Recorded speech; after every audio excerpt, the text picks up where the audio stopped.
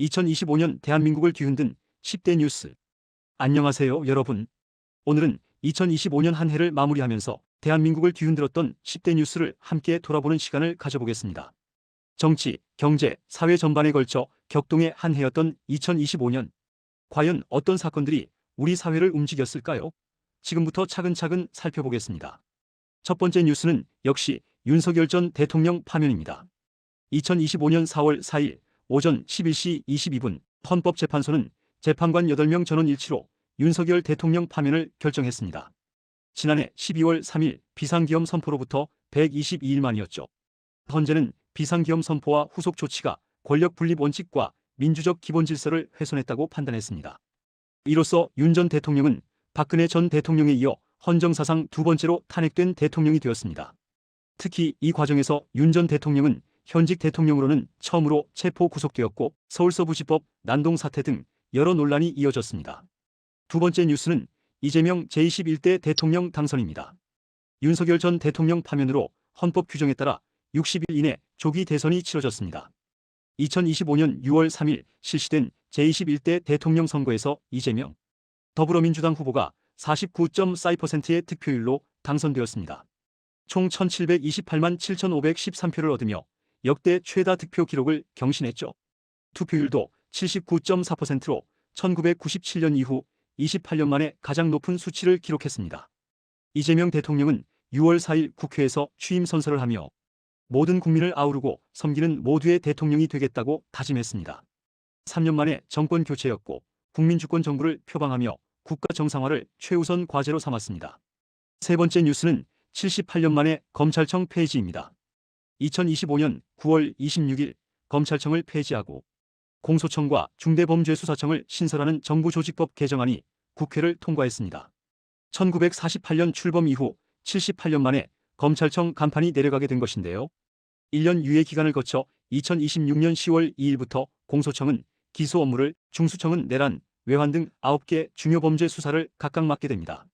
이는 수사와 기소의 분리라는 사법개혁의 핵심 과제가 실현된 역사적 순간이었습니다. 네 번째는 3대 특검의 동시 가동입니다. 이재명 정부 출범 후 내란, 김건희, 해병 등 이른바 3대 특검이 동시에 출범하며 대규모 수사 전국이 이어졌습니다. 특히 내란 특검은 역사상 최대 규모인 230명의 인력과 최장 기간인 180일에 걸쳐 수사를 진행했습니다. 윤석열 전 대통령 부부가 사상 처음으로 동시에 구속되는 초유의 사태도 발생했죠. 다만 수사 과정에서 조희대 사법부의 영장, 기각 결정 등 여러 난관에 부딪히며 내란 청산이 순탄치만은 않았다는 평가도 나오고 있습니다. 다섯 번째는 코스피 4천선 돌파라는 경제 뉴스입니다. 2025년 10월 27일 코스피 지수가 사상 처음으로 4천선을 돌파했습니다.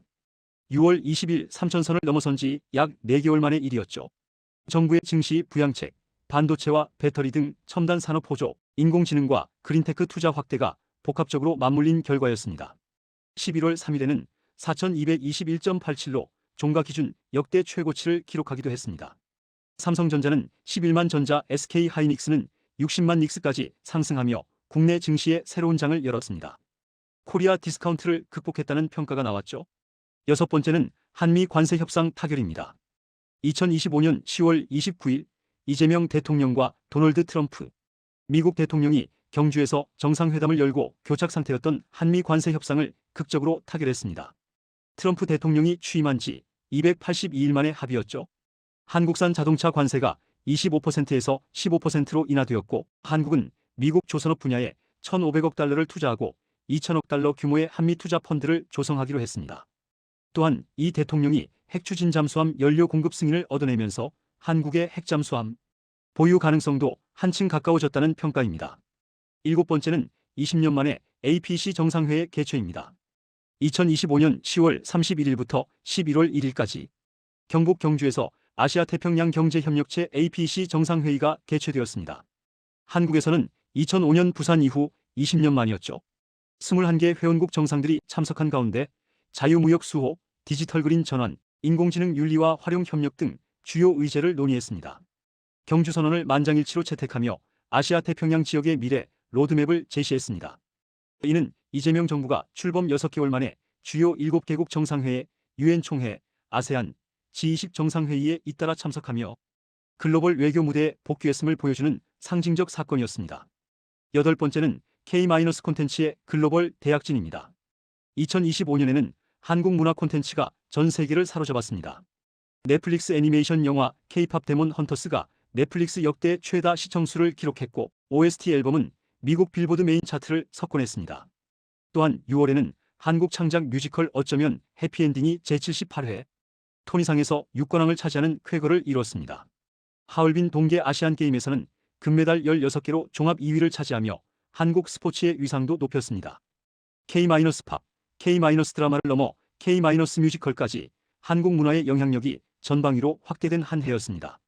아홉 번째는 해양수산부 부산 이전과 부동산 정책입니다. 2025년 12월 23일 해양수산부가 부산청사 개청식을 갖고 30년 만에 부산으로 이전했습니다. 정부 부처 중 첫 단독 이전 사례로 부산을 해양수도로 격상시키는 상징적 의미가 있었죠. 한편 이재명 정부 출범 전후로 서울과 수도권을 중심으로 부동산 가격이 급등하자 정부는 세 차례에 걸쳐 대책을 내놓았습니다. 서울 전역을 투기 과열지구로 지정하는 등 고강도 규제를 시행했고 원달러 환율이 1,480원을 넘어서는 등 경제 불안 요소도 동시에 부각되었습니다. 마지막 열 번째는 대규모 개인정보 유출 사태입니다. 2025년 4월 SK텔레콤 개인정보 유출 사고를 시작으로 KT, 롯데카드, 쿠팡 등 대기업에서 개인정보 유출 사고가 연이어 발생했습니다. 특히 연말 쿠팡의 개인정보 유출 사태에서는 김범석 의장이 한 달여 만에 사과문을 냈지만 성공적 회수 강조로 오히려 논란이 확대되었습니다. 정부와 쿠팡 간 사실 공방이 격화되는 가운데 전문가들은 저장 여부가 아니라 비인가 접근 자체가 중대한 침해라고 지적했습니다. 디지털 시대 개인정보 보호의 중요성이 다시 한번 강조된 사건이었습니다. 자, 지금까지 2025년 대한민국을 뒤흔든 10대 뉴스를 살펴봤습니다. 비상계엄으로 시작된 혼란 속에서 대통령 탄핵과 조기 대선, 새 정부 출범이라는 격변을 겪었고 사법개혁과 3대 특검으로 이어지는 내란 청산 과정이 한 해 내내 진행되었습니다. 경제 분야에서는 코스피 4,000선 돌파라는 역사적 순간이 있었지만 환율 급등과 부동산 불안 등 과제도 남았습니다. 외교적으로는 한미 관세 협상 타결과 APEC 정상회의 개최로 글로벌 무대에 복귀했고 문화 분야에서는 K- 콘텐츠가 전 세계를 사로잡았죠. 2025년은 대한민국 현대사에서 또 하나의 중요한 이정표가 될 해였습니다. 민주주의를 지키기 위한 국민들의 열망과 노력 그리고 새로운 변화를 향한 염원이 뜨겁게 타올랐던 한 해였습니다. 2026년에는 어떤 일들이 우리를 기다리고 있을까요? 앞으로도 우리 사회가 더욱 성숙하고 발전하는 모습을 함께 지켜봐 주시기 바랍니다. 오늘 영상 도움이 되셨다면 좋아요와 구독 부탁드립니다. 감사합니다.